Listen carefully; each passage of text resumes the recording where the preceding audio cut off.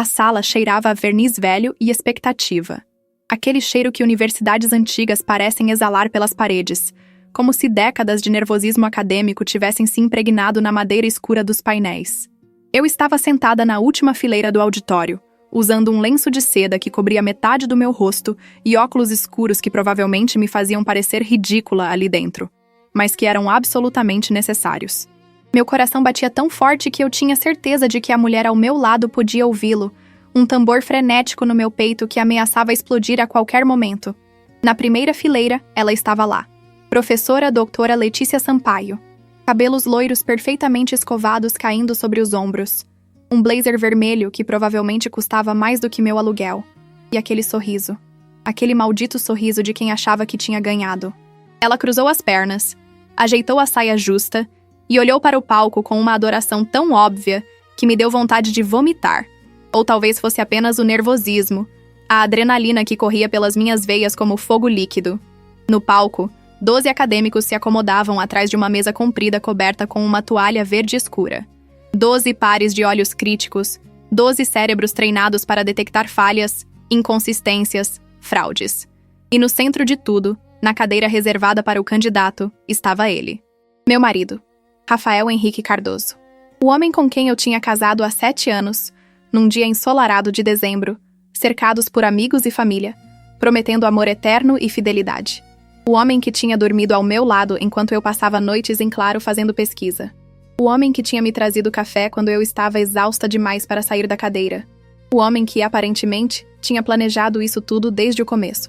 Ele usava o terno azul marinho que eu tinha dado de presente no aniversário dele. Gravata cinza. Sapatos pretos engraxados até brilhar. Parecia confiante e composto, como se realmente tivesse passado os últimos 3 anos mergulhado em pesquisa sobre neuroplasticidade e trauma infantil. Como se cada página daquela tese tivesse sido escrita por ele. Como se cada descoberta tivesse sido dele.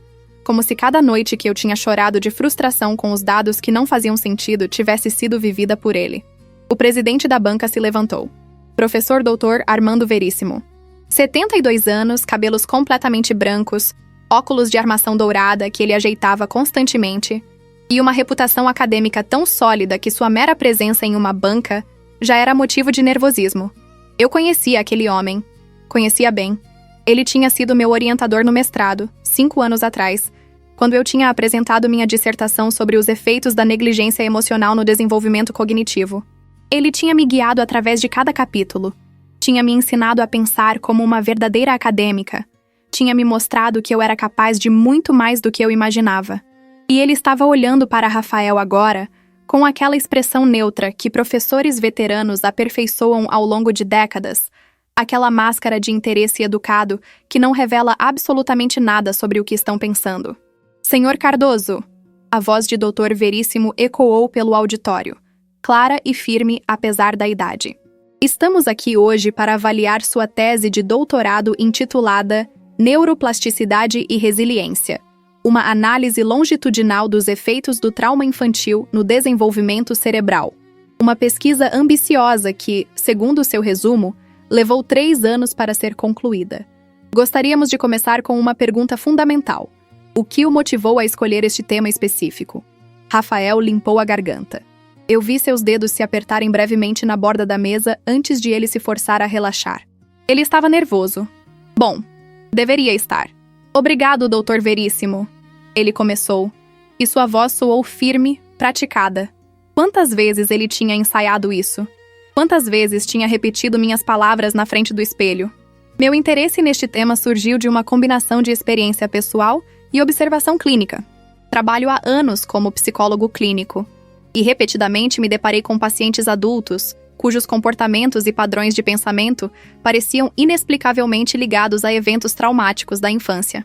No entanto, o que me fascinou foi a variabilidade nas respostas. Por que algumas crianças expostas a traumas similares desenvolvem resiliência notável, enquanto outras lutam com sequelas profundas por toda a vida? Eram minhas palavras. Exatamente minhas palavras.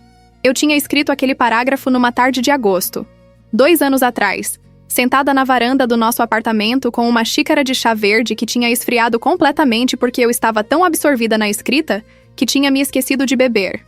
Rafael tinha chegado em casa naquele dia. Tinha me beijado na testa. Tinha perguntado como estava indo o trabalho. Eu tinha sorrido e dito que estava tendo um avanço. Ele tinha sorrido de volta. Mentiroso. Interessante, doutor. Veríssimo fez uma anotação. E como você estruturou sua metodologia de pesquisa? Rafael se inclinou para a frente, ganhando confiança. Conduzi um estudo longitudinal com 83 participantes ao longo de 36 meses. Utilizei uma combinação de ressonância magnética funcional para mapear mudanças na atividade cerebral, avaliações psicológicas padronizadas aplicadas a cada 6 meses e entrevistas qualitativas em profundidade para capturar a experiência subjetiva dos participantes. O objetivo era criar uma imagem holística que combinasse dados neurobiológicos duros com a riqueza da experiência humana vivida. Eu tinha passado 6 meses apenas desenvolvendo aquele protocolo de pesquisa. 6 meses lendo artigos, consultando especialistas, ajustando variáveis. Tinha submetido o projeto ao comitê de ética 3 vezes antes de ser aprovado. Tinha recrutado cada um daqueles 83 participantes pessoalmente. Tinha conduzido cada entrevista inicial.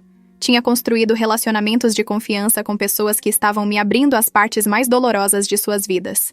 E Rafael estava lá, no palco, recebendo crédito por tudo. Uma das professoras na banca, doutora. Mônica Ribeiro levantou a mão. Senhor Cardoso, seus achados sobre a correlação entre suporte social percebido e recuperação da atividade no córtex pré-frontal são particularmente intrigantes. Pode elaborar sobre como você isolou essa variável específica? Vi Rafael hesitar por uma fração de segundo. Aquela pergunta era específica, técnica.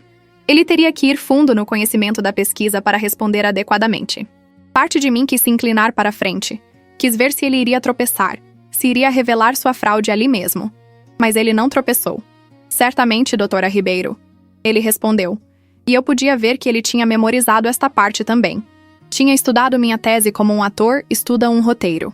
Utilizei análise de regressão múltipla para controlar variáveis confusas como idade no momento do trauma, tipo de trauma, status socioeconômico e histórico familiar de doença mental. O suporte social foi medido através da escala multidimensional de suporte social percebido, aplicada em cada ponto de coleta de dados. O que descobri foi que participantes que relatavam níveis mais altos de suporte social também demonstravam recuperação mais rápida na ativação do córtex pré-frontal dorsolateral em tarefas de regulação emocional, mesmo quando controlando para todas as outras variáveis. Era verdade. Era exatamente o que eu tinha descoberto. E tinha sido uma descoberta emocionante. O tipo de resultado que faz um pesquisador pular da cadeira e ter que se segurar para não gritar de alegria.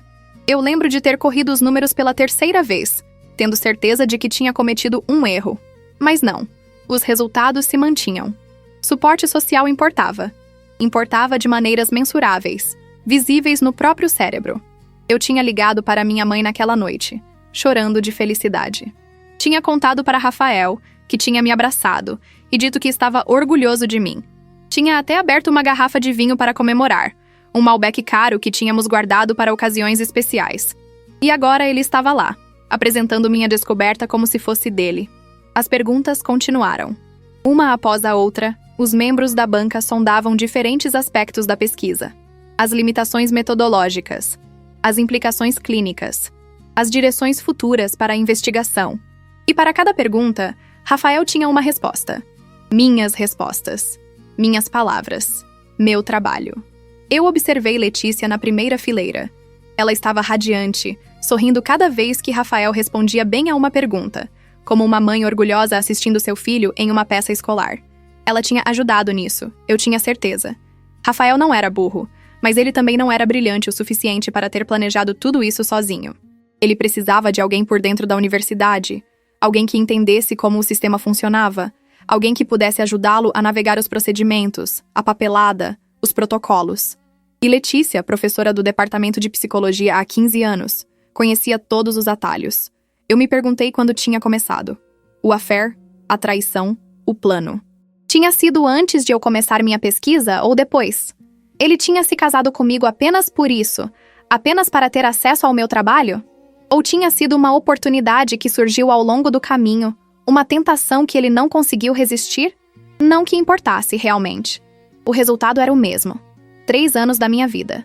3 anos de trabalho árduo, de noites sem dormir, de dúvidas e breakthroughs e momentos de pura frustração, seguidos de pura euforia. 3 anos que ele estava tentando roubar. Mas ele tinha cometido um erro. Um erro fatal. Ele não sabia sobre os códigos. Tinha sido ideia de Dr. Veríssimo, na verdade. Quando eu estava terminando meu mestrado, ele tinha me chamado no escritório dele para uma conversa. Marina, ele tinha dito, se inclinando para trás na cadeira de couro surrada. Você é uma pesquisadora talentosa. Você vai longe nesta área. Mas talento atrai inveja.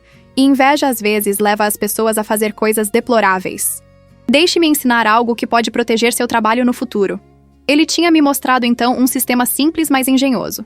Pequenas marcas invisíveis espalhadas pelo texto. Uma palavra específica usada de maneira consistente em determinados contextos. Padrões de pontuação sutis. Referências cruzadas particulares. Individualmente, nada que chamasse atenção. Mas em conjunto, criavam uma assinatura única. Uma prova de autoria que seria quase impossível de replicar acidentalmente. É como marcas d'água em documentos oficiais, ele tinha explicado. Invisíveis à primeira vista, mas inconfundíveis quando você sabe o que procurar. Se alguém tentar roubar seu trabalho, você terá evidência concreta. Na época, eu tinha achado que ele estava sendo paranoico. Quem roubaria pesquisa acadêmica? Isso não acontecia em universidades respeitáveis, com pessoas educadas e éticas. Que ingênua eu tinha sido. Mas eu tinha seguido seu conselho. Cada página da minha tese de doutorado continha aqueles pequenos marcadores invisíveis. E Dr. Veríssimo, como meu antigo orientador, conhecia cada um deles. Ele sabia exatamente o que procurar. E quando Rafael tinha submetido sua tese para a defesa, quando Dr. Veríssimo tinha sido convidado para ser o presidente da banca, ele tinha reconhecido os padrões imediatamente. Ele tinha me ligado 2 semanas atrás. Marina! Sua voz ao telefone tinha sido gentil, mas séria. Preciso falar com você sobre algo delicado. Você pode vir ao meu escritório amanhã? E lá, sentada na mesma cadeira onde tinha me sentado tantas vezes como sua aluna, ele tinha me contado. Tinha me mostrado cópias da tese que Rafael tinha submetido. Tinha apontado os marcadores, um por um. Tinha me perguntado se eu sabia algo sobre isso. Eu tinha desmoronado. Ali mesmo, no escritório dele, tinha começado a chorar. Anos de estresse e traição e dor finalmente vazando para fora. Eu tinha contado tudo. Sobre Rafael. Sobre Letícia. Sobre como eu tinha começado a desconfiar há meses. Pequenas coisas que não faziam sentido. Conversas que paravam quando eu entrava na sala. Mensagens no celular dele que ele apagava rápido demais. Deixe-o defender. Dr. Veríssimo tinha dito finalmente. Deixe-o pensar que conseguiu. E então, vamos expor a verdade da maneira apropriada, através dos canais oficiais, com evidência irrefutável. E era exatamente isso que estávamos fazendo. A defesa continuou por mais 2 horas. Eram quase 17 horas quando o Dr. Veríssimo finalmente se levantou e anunciou que a banca precisava se reunir em privado para deliberar. Rafael foi instruído a esperar do lado de fora. A audiência também deveria sair. Eu permaneci sentada enquanto as pessoas se levantavam e começavam a sair. Vi Letícia se aproximar de Rafael, tocar seu braço, sussurrar algo que o fez sorrir. Vi amigos dele, colegas, pessoas que eu conhecia de eventos sociais, todos cumprimentando-o, dizendo que ele tinha se saído maravilhosamente bem. Ninguém me reconheceu com meu disfarce patético. Eu era apenas mais uma pessoa na plateia, uma observadora anônima testemunhando um momento que deveria ter sido meu. Saí do auditório e fui para o banheiro feminino no final do corredor. Tranquei-me em uma cabine. E finalmente permiti que as lágrimas caíssem. Lágrimas de raiva, de tristeza, de traição tão profunda que parecia ter rachado algo fundamental dentro de mim. Como ele tinha sido capaz? Como a pessoa que jurou me amar, me proteger, me apoiar, tinha sido capaz de fazer isso? Ouvi a porta do banheiro se abrir. Passos. Alguém entrando na cabine ao lado. Foi perfeito, uma voz feminina disse, e reconheci imediatamente. Letícia. Ela estava ao telefone. Sim, ele respondeu todas as perguntas perfeitamente. Aquele velho Veríssimo tentou pegá-lo algumas vezes com questões técnicas, mas Rafa memorizou tudo direitinho. 2 minutos de aplausos no final. Eles estão deliberando agora, mas é apenas formalidade. Ele conseguiu, amor. Nós conseguimos. Silêncio enquanto ela ouvia a pessoa do outro lado. Eu sei. E assim que ele defender oficialmente e conseguir o título, podemos finalmente sair do armário com o nosso relacionamento. Não vou mais ter que fingir que sou apenas sua colega. Você imagina a cara dela quando descobrir? Quando perceber que, enquanto ela achava que estava fazendo pesquisa para o futuro dela, estava na verdade construindo a carreira dele? Ela riu. Realmente riu. Um som agudo e cruel que ecoou nas paredes de azulejo do banheiro. A Marina sempre foi ingênua demais. Muito focada nos estudos, sempre com a cabeça nos livros. Ela nunca prestou atenção suficiente em você, Rafa. É praticamente culpa dela, quando você pensa bem. Se ela tivesse sido uma esposa melhor, você nunca teria procurado em outro lugar. Meus dedos se fecharam em punhos tão apertados que minhas unhas cortaram as palmas das minhas mãos. Eu quis sair daquela cabine, quis confrontá-la, quis gritar todas as palavras venenosas que estavam se acumulando na minha garganta. Mas me forcei a ficar quieta, ficar parada, esperar. Sim, eu te encontro lá fora em 5 minutos. Preciso retocar a maquiagem. Quero estar perfeita para quando anunciarem o resultado. Te amo também. Tchau. Ouvi a descarga, água correndo, passos se afastando, a porta se fechando. Apenas então saí da cabine. Olhei para meu reflexo no espelho. Meus olhos estavam vermelhos e inchados atrás dos óculos escuros. O lenço estava desalinhado. Eu parecia exatamente como me sentia. Destruída. Mas amanhã, eu pensei. Amanhã tudo iria mudar. Lavei o rosto com água fria. Arrumei o lenço. Respirei fundo 3 vezes. Então voltei para o corredor. As pessoas estavam começando a se reunir de novo perto do auditório. A deliberação estava terminando. Eu vi Rafael parado perto da porta. Letícia ao lado dele, tão próxima que era quase indecente. Ela sussurrava algo em seu ouvido e ele sorria. Aquele sorriso confiante que eu tinha amado uma vez, que agora me fazia sentir enjoada. As portas do auditório se abriram. Dr. Veríssimo apareceu. Seu rosto era uma máscara neutra, profissional. Senhor Cardoso, ele disse formalmente. A banca concluiu sua deliberação. Por favor, entre. Rafael endireitou a gravata, respirou fundo e entrou. Letícia tentou segui-lo, mas Dr. Veríssimo ergueu uma mão. Apenas o candidato, por favor. E a senhorita Marina Cardoso, se ela estiver presente... Meu coração parou. Letícia ficou pálida. Rafael se virou tão rápido que quase tropeçou. Marina? Ele disse, e sua voz falhou. Seus olhos varreram a multidão reunida no corredor, procurando. Marina está aqui? Lentamente dei um passo à frente. Tirei os óculos escuros. Retirei o lenço. Estou aqui, eu disse. O rosto de Rafael perdeu toda a cor. Letícia parecia prestes a vomitar. E Dr. Veríssimo, pela primeira vez naquela tarde, sorriu. Senhorita Cardoso, ele disse gentilmente. Seria possível termos uma palavra em particular? Com o Sr. Cardoso também, é claro. Há alguns assuntos que precisamos discutir antes de anunciar nossa decisão oficial. Eu passei por Letícia, que estava congelada no lugar. Passei por Rafael, que abriu a boca como se fosse falar, mas nenhum som saiu. Segui Dr. Veríssimo de volta para dentro do auditório. As portas se fecharam atrás de nós, com um som que pareceu definitivo demais, como uma sentença sendo pronunciada. E finalmente, era a hora da verdade. Os outros membros da banca estavam sentados em seus lugares, rostos sérios. Doutor Veríssimo me guiou para uma cadeira na primeira fileira. Depois gesticulou para Rafael se sentar também. Ele obedeceu, se movendo como um autômato, seus olhos fixos em mim com uma expressão que eu não conseguia ler. Choque, medo, culpa. Senhor Cardoso, Dr. Veríssimo começou, voltando para seu lugar no centro da mesa da banca. Como presidente desta comissão, é meu dever informá-lo que surgiram algumas questões preocupantes durante nossa análise de sua tese. Rafael engoliu em seco. Questões? Questões de autoria, para ser mais específico. Dr. Veríssimo abriu uma pasta na sua frente. Verá, tenho uma memória bastante boa para estilos de escrita. Vem de décadas lendo trabalhos acadêmicos, orientando alunos. E quando li sua tese, Sr. Cardoso, algo me pareceu extremamente familiar. Ele puxou alguns papéis da pasta. Mesmo de onde eu estava sentada, podia ver que eram páginas da minha tese. Da tese que Rafael tinha roubado. Esta seção sobre neuroplasticidade e períodos críticos de desenvolvimento, Dr. Veríssimo continuou, usa uma estrutura argumentativa muito particular, uma progressão lógica muito específica, e certas escolhas de vocabulário que são, posso dizer, bastante distintivas. Rafael estava pálido. Eu não entendo o que está sugerindo. Não estou sugerindo nada ainda, Sr. Cardoso. Estou observando. E o que observei é que essas características são idênticas às que vi em outro trabalho. Um trabalho que orientei pessoalmente há alguns anos. Doutora Mônica Ribeiro se inclinou para a frente. Doutor Veríssimo, está dizendo que reconheceu elementos de um trabalho anterior nesta tese? Não apenas elementos, doutora Ribeiro. A tese inteira. Ele se virou para mim. Senhorita Cardoso, a senhora defendeu sua dissertação de mestrado sob minha orientação há 5 anos, correto? Sim, senhor. Minha voz saiu rouca. Limpei a garganta. Defendi em março de 2021. E nos anos seguintes, manteve contato comigo ocasionalmente.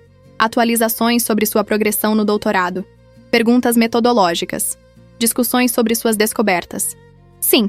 E durante essas comunicações, a senhora mencionou que estava trabalhando em uma tese sobre neuroplasticidade e trauma infantil? Mencionei, várias vezes. Doutor Veríssimo abriu outra pasta. Desta vez eram e-mails, impressos, datados, organizados cronologicamente. Tenho aqui correspondência entre mim e a senhorita Cardoso datando de 3 anos atrás até o mês passado. E-mails detalhando cada fase de sua pesquisa. Rascunhos de capítulos que ela me enviou pedindo feedback. Discussões sobre desafios metodológicos que ela estava enfrentando. Ele começou a distribuir cópias para os outros membros da banca. Se compararem as datas destes e-mails com as datas alegadas na tese do Sr. Cardoso, verão uma correspondência perfeita. Quando assinou no Iruerita. Cardoso me escreveu em agosto de 2022 dizendo que tinha acabado de recrutar seu 50º participante. O Sr. Cardoso teria estado, segundo sua própria linha do tempo, no mesmo ponto exato de sua pesquisa. Rafael se levantou bruscamente. Isso é ridículo. Marina é minha esposa, nós trabalhamos no mesmo campo. É natural que discutíssemos nossos trabalhos. Ela obviamente estava confusa sobre qual pesquisa era qual. Sente-se, Sr. Cardoso. A voz de doutor. Veríssimo era gelada agora, porque ainda não cheguei à parte mais interessante. Rafael sentou, mas estava tremendo visivelmente. Verá, doutor Veríssimo continuou. Quando comecei a suspeitar de plágio, fiz o que qualquer acadêmico responsável faria. Procurei por marcadores distintivos que pudessem provar a autoria. E a senhorita Cardoso, seguindo um conselho que dei a ela anos atrás, foi muito cuidadosa em proteger seu trabalho. Ele puxou mais papéis. Desta vez, eram páginas da tese com marcações em marca-texto colorido. Estas são o que chamamos de marcadores de autoria, padrões linguísticos específicos, escolhas estilísticas particulares, até mesmo pequenas peculiaridades gramaticais que criam uma assinatura única. Deixem-me mostrar alguns exemplos. Ele apontou para uma seção destacada em amarelo. Aqui, vemos o uso consistente da frase "isso sugere fortemente que", ao invés de "isso indica que", ou "isso demonstra que". Um detalhe pequeno, mas a senhorita Cardoso usa esta frase exata 47 vezes ao longo de sua tese. É uma preferência estilística dela, algo que desenvolvi a reconhecer em seu trabalho de mestrado. Marcação verde agora. Aqui, observem como ela estrutura suas citações. Sempre nome do autor, ano, depois 2 pontos e citação direta quando aplicável. Nunca vírgulas. Sempre 2 pontos. Novamente, uma escolha estilística menor, mas absolutamente consistente através de todo o documento. Ele continuou, apontando marcador após marcador. Padrões de pontuação, preferências de vocabulário, estruturas de sentença. Cada um deles pequeno demais para ser notado individualmente, mas juntos criando uma impressão digital inconfundível. E o mais revelador, Dr. Veríssimo disse, chegando ao que claramente era seu coup de grace, são as referências cruzadas. Ele colocou 2 páginas lado a lado. Uma da tese de Rafael, outra de um dos e-mails que eu tinha enviado para ele 2 anos atrás. Na página 123 da tese submetida pelo Sr. Cardoso, há uma nota de rodapé que diz: para discussão mais detalhada sobre este ponto, ver capítulo 5, seção 3.2. Correto? Os outros membros da banca concordaram. Agora olhem para este e-mail da senhorita Cardoso, enviado em setembro de 2023. Ela escreve: decidi mover a discussão sobre intervenções terapêuticas do capítulo 4 para o capítulo 5. Faz mais sentido estruturalmente e permite que eu construa melhor sobre os achados neurobiológicos. Ele deixou isso repousar por um momento. Vejam, quando a senhorita Cardoso escreveu essa referência cruzada, ela estava se referindo à estrutura atual de seu documento naquele momento. Mas se o Sr. Cardoso tivesse realmente escrito esta tese independentemente, como ele poderia ter criado uma referência cruzada que só faz sentido no contexto das decisões editoriais específicas que a senhorita Cardoso fez em setembro de 2023? É estatisticamente impossível que duas pessoas, trabalhando independentemente no mesmo tópico, criariam a mesma estrutura exata de capítulos com as mesmas decisões editoriais idiosincráticas. O silêncio no auditório era absoluto. Até mesmo Rafael parecia ter ficado sem palavras. Doutora Mônica Ribeiro quebrou o silêncio primeiro. Doutor Veríssimo, isso é uma acusação extremamente séria. Estou ciente disso, doutora Ribeiro. É por isso que documentei tudo meticulosamente. Ele empurrou as pastas pela mesa. Todos os e-mails, todas as comunicações, todas as evidências de que a senhorita Cardoso era a verdadeira autora desta pesquisa. Além disso, tenho aqui declarações de testemunhas. Ele puxou mais papéis. Reconheci alguns nomes imediatamente. Dr. Paulo Mendes, o técnico do laboratório de neuroimagem onde eu tinha conduzido todas as ressonâncias. Doutora Fernanda Costa, a estatística que tinha me ajudado com a análise de dados. Até mesmo alguns dos participantes da pesquisa, pessoas que eu tinha entrevistado pessoalmente, pessoas que nunca tinham conhecido Rafael. Cada uma destas pessoas confirma que trabalharam exclusivamente com a senhorita Cardoso durante os 3 anos desta pesquisa. O senhor Cardoso nunca esteve presente em nenhuma coleta de dados, nunca participou de nenhuma reunião de planejamento, nunca sequer pisou no laboratório onde as ressonâncias foram conduzidas. Rafael finalmente encontrou sua voz, embora ela saísse fina e desesperada. Marina fez o trabalho de campo porque ela tinha mais tempo disponível. Eu estava ocupado com minha clínica particular, mas a conceptualização teórica, o framework analítico, tudo isso foi meu. Realmente, doutor. Veríssimo ergueu uma sobrancelha.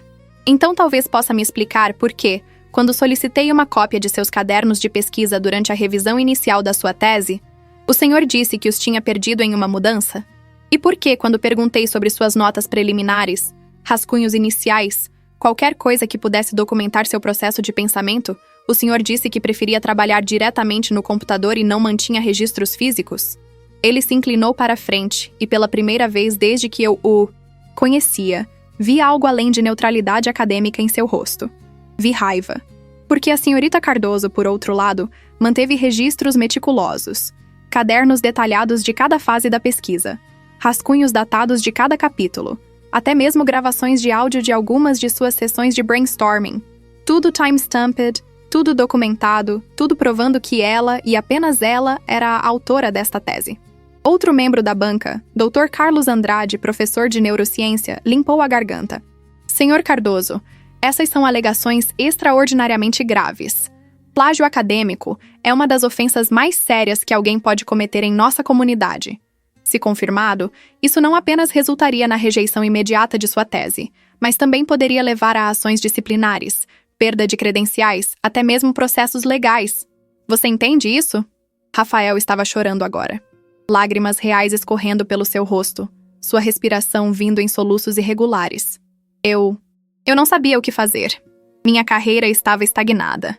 Todos os meus colegas estavam avançando, publicando, conseguindo promoções. Eu me sentia tão inadequado. E Marina, ela é tão brilhante, tão dedicada. Eu pensei que se eu pudesse ter o título de doutor, se eu pudesse ter uma publicação importante no meu nome, finalmente seria respeitado. Então você admite que plagiou o trabalho de sua esposa? Doutora Mônica perguntou, sua voz cortante. Rafael enterrou o rosto nas mãos. Eu não pensei nisso como plágio. Somos casados. Eu achei que era nosso trabalho. Nosso, entende? Eu ajudei de outras maneiras. Eu paguei as contas enquanto ela fazia a pesquisa. Eu a apoiei emocionalmente. Eu senti que merecia algum crédito. Crédito não é o mesmo que autoria. Dr. Veríssimo disse firmemente. E apoio financeiro ou emocional, por mais valioso que seja, não lhe dá o direito de roubar o trabalho intelectual de outra pessoa. Ele se virou para mim. Seus olhos eram gentis, mas também havia algo ali, uma pergunta silenciosa. Ele estava me dando a oportunidade de falar, de dizer minha parte desta história. Eu respirei fundo. Minha voz, quando finalmente saiu, era mais firme do que eu esperava. Eu amava você, Rafael. Amava você com cada parte do meu ser. Quando nos casamos, eu realmente acreditei que passaríamos nossas vidas juntos, construindo um futuro juntos, apoiando os sonhos um do outro. Minha voz tremeu, mas continuei. Nunca passou pela minha cabeça que você poderia me trair assim. Que você poderia pegar anos do meu trabalho, do meu suor, das minhas noites sem dormir e simplesmente reivindicá-lo como seu. Marina, por favor. Ele estendeu uma mão em minha direção, mas eu recuei. Não toque em mim. Você não tem mais esse direito. Lágrimas estavam escorrendo pelo meu rosto agora, mas eu não me importava. Você sabe quantas vezes eu quase desisti? Quantas vezes os dados não faziam sentido e eu quis jogar tudo fora? Quantas vezes eu sentei no chão do laboratório às 3 da manhã, chorando porque estava tão exausta e tão frustrada e tão assustada de que tinha desperdiçado 3 anos da minha vida em uma pesquisa que não ia dar em nada? Minha voz subiu, toda a dor e raiva que eu tinha estado segurando finalmente transbordando. Mas eu continuei. Continuei porque acreditava na pesquisa. Porque acreditava que poderia fazer diferença. Porque os participantes tinham confiado em mim com suas histórias mais dolorosas. E eu devia a eles ver isso até o fim. E em todas essas noites, todas essas manhãs onde eu mal conseguia funcionar por causa do cansaço, você estava lá. Você me via sofrendo, me via sangrando por este trabalho. E em vez de me apoiar, em vez de me amar, você estava planejando como roubá-lo de mim. Não foi assim, Rafael gritou de volta. Eu te amei, ainda amo. Isso foi um erro de julgamento, Marina. Um momento de fraqueza. Podemos consertar isso. Um momento de fraqueza? Eu ri. Um som amargo e quebrado. Rafael, isso não foi um momento. Foi 3 anos de planejamento. 3 anos de você copiando meu trabalho, estudando cada palavra que eu escrevia, memorizando minhas descobertas. E Letícia. Não me diga que Letícia também foi apenas um momento de fraqueza. Ele empalideceu ainda mais, se é que isso era possível. Ah, sim, eu disse, percebendo que tinha sua atenção completa agora. Eu sei sobre Letícia. Sei há meses. As mensagens que você apagava tão cuidadosamente? Eu tinha instalado um software de recuperação no seu celular. As noites que você dizia estar trabalhando até tarde? Eu te seguia. Vi vocês juntos. Vi as mãos dela no seu rosto, seus lábios nos dela. Vi você fazendo amor com ela no carro dela, estacionado a 3 quarteirões da nossa casa. Rafael fez um som estrangulado. Os membros da banca pareciam profundamente desconfortáveis, mas nenhum deles interrompeu. Mas o que realmente me destruiu, continuei, minha voz caindo para um sussurro, não foi a traição emocional. Não foi sequer a traição física. Foi isso. Foi você olhando para o meu trabalho, o trabalho que eu sangrei para criar, e pensar que tinha o direito de tomá-lo. Como se eu fosse apenas uma ferramenta, um recurso a ser explorado. Como se 3 anos da minha vida não significassem nada comparados à sua ambição. Marina, eu sinto muito. Rafael estava soluçando abertamente agora. Eu sinto tanto. Eu fui um idiota, um monstro. Por favor, tem que haver uma maneira de consertar isso. Ah, Dr. Veríssimo interrompeu, sua voz cortando através do drama emocional como uma lâmina. Há uma maneira de começar a consertar isso, Sr. Cardoso. Primeiro, você vai assinar uma declaração confessando completamente sua fraude acadêmica. Segundo, você vai se retirar formalmente do programa de doutorado. Terceiro, você vai cooperar completamente com qualquer investigação adicional que a universidade decida conduzir. E se eu não fizer isso? Rafael perguntou, mas sua voz não tinha força. Ele já sabia a resposta. Então nós o faremos de qualquer maneira, mas através dos canais mais públicos e humilhantes possíveis. A história se espalhará por toda a comunidade acadêmica. Seu nome se tornará sinônimo de desonestidade. E além das consequências acadêmicas, a senhorita Cardoso teria bases sólidas para processos civis e possivelmente criminais. Dr. Carlos acrescentou: fraude acadêmica desta magnitude não é apenas uma questão ética, Sr. Cardoso. Dependendo de como os fundos de pesquisa foram obtidos e utilizados, pode haver implicações de fraude financeira também. Se algum dinheiro federal ou de agências de fomento foi usado sob falsas pretensões, ele deixou a ameaça pendendo no ar. Rafael olhou de um membro da banca para outro, então finalmente para mim. Havia desespero em seus olhos, mas também, finalmente, aceitação. Eu vou assinar, ele disse baixinho. Eu vou fazer tudo o que vocês estão pedindo. Só por favor, não tornem isso mais público do que precisa ser. Eu tenho uma clínica, pacientes que dependem de mim. Não quero que eles sofram por causa dos meus erros. Seus pacientes? Eu não consegui me conter. Você está preocupado com seus pacientes? E quanto a mim, Rafael? Você pensou em mim quando estava fazendo isso? Pensou em como eu me sentiria quando descobrisse? Eu pensei que você nunca descobriria. Ele admitiu, e essa honestidade brutal foi de alguma forma pior do que todas as mentiras. Eu pensei que poderia manter o título, reconstruir minha carreira e você nunca saberia. Você poderia fazer sua própria pesquisa de doutorado depois, em um tópico diferente. Exceto que este era meu tópico. Esta era minha pesquisa. Você não apenas roubou meu trabalho, você roubou minha chance de contribuir para meu campo da maneira que eu sempre sonhei. Doutora Mônica se levantou. Doutor Veríssimo, sugiro que encerremos esta sessão por hoje. Claramente há questões muito pessoais aqui que vão além do escopo de uma banca de doutorado. Proponho que rejeitemos formalmente a tese do Sr. Cardoso. Iniciemos os procedimentos disciplinares apropriados. E permitamos que a senhorita Cardoso tenha tempo para decidir como deseja proceder pessoalmente. Os outros membros da banca concordaram. Dr. Veríssimo puxou um documento que tinha sido preparado anteriormente. Colocou-o na frente de Rafael. Assine aqui, aqui e aqui. Ele instruiu, apontando para linhas destacadas. Isto confirma que você entende as acusações contra você, que não contesta as evidências apresentadas e que se retira voluntariamente do programa de doutorado. Também confirma que você reconhece a senhorita Marina Cardoso como a única autora legítima da pesquisa em questão. Rafael pegou a caneta que Dr. Veríssimo lhe ofereceu. Por um longo momento, ele apenas ficou olhando para o papel. Então, com mãos trêmulas, assinou nas 3 linhas. Há mais uma coisa, eu disse, e todos se viraram para mim. Abri minha bolsa e puxei um envelope. Rafael, considere-se oficialmente servido. Estes são papéis de divórcio. Meu advogado os preparou na semana passada. Eu coloquei o envelope na mesa na frente dele. Ele olhou para ele como se fosse uma cobra venenosa. Marina, não precisa ser assim. Podemos tentar terapia de casal, podemos... Não, eu interrompi. Não há casal para salvar. Você destruiu isso. Você destruiu tudo. E eu não vou desperdiçar mais um segundo da minha vida com alguém que me vê como nada mais do que uma ferramenta para sua própria ascensão. Eu me levantei, ajeitei minha bolsa no ombro. Minhas pernas estavam tremendo, mas eu me forcei a ficar ereta, a manter a cabeça alta. Doutor Veríssimo, eu disse. Obrigada. Por tudo. Por me ensinar. Por me proteger. Por acreditar em mim. Marina, ele disse gentilmente. Você não precisa me agradecer. Você fez o trabalho. Você merece o crédito. E você vai ter isso.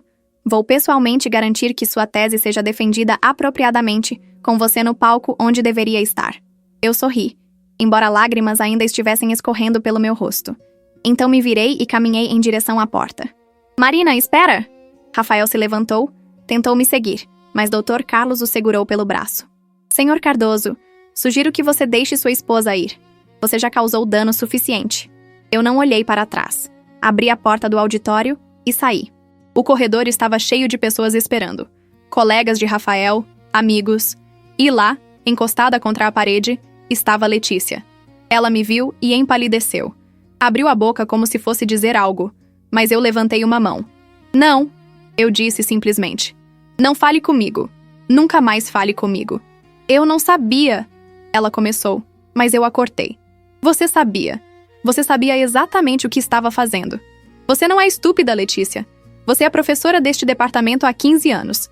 Você entende como pesquisa acadêmica funciona. Você sabia que aquela tese não podia ter sido escrita por Rafael sozinho.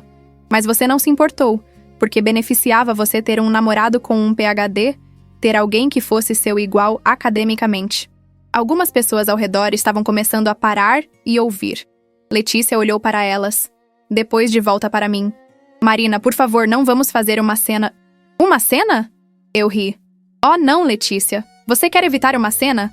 Tarde demais para isso. Porque daqui a algumas horas, quando a universidade anunciar formalmente que Rafael foi expulso do programa de doutorado por plágio, todos neste departamento vão saber exatamente o que aconteceu. E eles vão saber que você foi cúmplice disso. Eu não fui cúmplice de nada. Eu não sabia sobre o plágio. Mas você sabia sobre o affair. E você não se importou que ele fosse casado. Não se importou que estivesse destruindo um casamento, uma família. Porque o que você queria era mais importante do que decência básica ou moral. Eu dei um passo mais perto dela. Abaixei minha voz para que apenas ela pudesse ouvir. E aqui está a coisa engraçada, Letícia. Agora que Rafael não vai conseguir seu PhD, agora que sua reputação está destruída, quanto tempo você acha que vai demorar até ele não ser mais útil para você? Quanto tempo até você procurar o próximo homem ambicioso que você pode manipular? Ela ficou vermelha. Eu amo Rafael. Você ama o que ele poderia fazer por você. Há uma diferença. Eu recuei. Mas sabe, vocês dois merecem um ao outro. 2 oportunistas, 2 mentirosos, 2 trapaceiros. Espero que sejam muito felizes juntos. Eu me virei e comecei a andar pelo corredor. Desta vez, ninguém tentou me parar. As pessoas se afastaram, abrindo caminho, seus olhos fixos em mim com uma mistura de choque e algo que poderia ser respeito. Eu saí do prédio de psicologia para o ar frio da noite. Era quase 18 horas, e o campus estava quieto, a maioria dos alunos tendo ido embora para o dia. Eu andei até meu carro, destranquei-o, entrei. E então, finalmente sozinha, eu desmoronei completamente. Soluços violentos sacudiram meu corpo. Eu chorei até não ter mais lágrimas, até minha garganta estar crua e meus olhos inchados. Chorei pela perda do meu casamento, pela traição do homem que eu tinha amado, pelos 3 anos do meu trabalho que tinham sido quase roubados de mim. Mas também chorei de alívio, porque estava acabado. O segredo tinha sido exposto. A verdade tinha prevalecido. Meu celular tocou. Uma mensagem de Dr. Veríssimo. Marina, quando estiver pronta, precisamos agendar sua defesa de tese oficial. Você merece ter seu momento, seu reconhecimento. Por favor, entre em contato quando se sentir preparada. E lembre-se, você é uma pesquisadora brilhante. Não deixe isto destruir sua paixão pelo seu trabalho. Outra mensagem, desta vez de minha mãe. Querida, soube o que aconteceu. Dr. Veríssimo me ligou. Estou pegando o primeiro voo amanhã cedo. Você não precisa passar por isso sozinha. E uma terceira de minha melhor amiga Júlia. Marina, acabei de sair de uma reunião do departamento e os rumores já estão circulando. Aquele filho da puta realmente fez isso? Estou indo para sua casa agora. Tenho vinho, sorvete e um ombro para você chorar. Te amo. Eu sorri através das lágrimas. Sim, Rafael tinha me traído. Sim, ele tinha tentado roubar meu trabalho. Mas eu não estava sozinha. Eu tinha pessoas que me amavam, me apoiavam, acreditavam em mim. E eu tinha algo que Rafael nunca teria. A verdade. O conhecimento de que cada palavra daquela tese, cada descoberta, cada insight, era genuinamente meu. Eu tinha feito aquele trabalho. Eu tinha sangrado por ele. E ninguém, nem mesmo meu ex-marido, poderia tirar isso de mim. Limpei meu rosto, liguei o carro e comecei a dirigir para casa. Não a casa que eu tinha compartilhado com Rafael, mas o pequeno apartamento que eu tinha alugado 3 semanas atrás, quando tinha começado a planejar minha saída. Um espaço que era só meu, onde eu poderia começar a reconstruir minha vida. As ruas estavam relativamente vazias, luzes da cidade começando a acender conforme a escuridão caía. Eu parei em um sinal vermelho e olhei para a lua crescente no céu. Era uma noite bonita, fria, mas clara. Meu celular tocou de novo. Desta vez, um número desconhecido. Eu hesitei. Depois atendi. Alô? Marina Cardoso? Uma voz masculina, formal. Sim, sou eu. Meu nome é Dr. Alberto Fonseca. Sou o reitor da Faculdade de Psicologia. Dr. Veríssimo me informou sobre os eventos desta tarde. Eu gostaria de me encontrar com a senhora amanhã, se possível, para discutir como a universidade pode apoiá-la através deste processo. Claro, eu disse surpresa. Qual horário funciona para o senhor? Que tal 10 horas da manhã? Em meu escritório? Estarei lá. Excelente. E senhorita Cardoso? Eu só queria dizer que lamento profundamente o que aconteceu. Este tipo de comportamento é intolerável em nossa instituição. Vamos fazer tudo ao nosso alcance para garantir que você receba a justiça e o reconhecimento que merece. Obrigada, eu disse, minha voz quebrando um pouco. Isso significa muito. Depois que desliguei, fiquei sentada no carro por mais alguns momentos processando tudo. O reitor queria se encontrar comigo. Isso significava que a universidade estava levando isso a sério. Isso significava consequências reais para Rafael. Parte de mim se sentiu triunfante. Mas outra parte, uma parte menor e mais suave que eu não queria admitir que existia, se sentiu triste. Porque por mais que Rafael tivesse me traído, por mais que ele tivesse tentado me roubar, ele tinha sido meu marido uma vez. Eu tinha amado ele. E ver alguém que você amou ser destruído, mesmo que por suas próprias ações, ainda dói. Mas eu não podia me dar ao luxo de sentir pena dele agora. Ele tinha feito escolhas. Escolhas conscientes, deliberadas, egoístas. E escolhas têm consequências. Continuei dirigindo, e 15 minutos depois estava estacionando na frente do meu novo apartamento. Era um prédio modesto em um bairro tranquilo. Nada comparado à casa espaçosa que Rafael e eu tínhamos compartilhado. Mas era meu. Pago com meu dinheiro, organizado do meu jeito, um santuário que ele nunca tinha tocado. Subi as escadas até o 3º andar, destranquei a porta, entrei. O apartamento ainda estava meio vazio. Caixas empilhadas nos cantos esperando para serem desembaladas. Eu tinha me mudado tão rapidamente, tão secretamente, que mal tinha tido tempo de me estabelecer adequadamente. Mas havia uma cama, um sofá e uma cozinha funcional. Era suficiente por enquanto. Eu tinha acabado de tirar meus sapatos quando a campainha tocou. Olhei pelo olho mágico e vi Júlia lá fora, segurando 2 sacolas de compras e um sorriso encorajador. Abri a porta e ela imediatamente me puxou para um abraço apertado. "Meu Deus, Marina!" ela disse na minha orelha. "Eu não posso acreditar que ele fez isso. Não posso acreditar que aquele completo e total babaca teve a audácia de..." "Júlia!" eu interrompi, mas estava rindo através das lágrimas agora. "Você pode me abraçar e xingar ele ao mesmo tempo?" "Assista eu," ela disse. E continuou fazendo exatamente isso por mais alguns minutos até ambas estarmos rindo e chorando ao mesmo tempo. Ela entrou, colocou as sacolas na pequena mesa da cozinha e começou a descarregar. 2 garrafas de vinho tinto, um pote grande de sorvete de chocolate, um saco de salgadinhos e, surpreendentemente, uma caixa de chocolates belgas caros. "Júlia, você não precisava..." "Cala a boca e aceita o mimo," ela interrompeu. "Você passou por algo traumático. Você merece ser mimada. Agora senta. Eu vou abrir o vinho." Eu sentei no sofá enquanto ela procurava copos na minha cozinha mal equipada. Finalmente encontrou 2 canecas, encolheu os ombros e serviu vinho nelas de qualquer jeito. A traição, ao plágio e a ex-maridos que vão apodrecer no inferno. Ela brindou, erguendo sua caneca. "E há amigas que aparecem com vinho e sorvete exatamente quando você precisa." Eu acrescentei, tocando minha caneca na dela. Bebemos.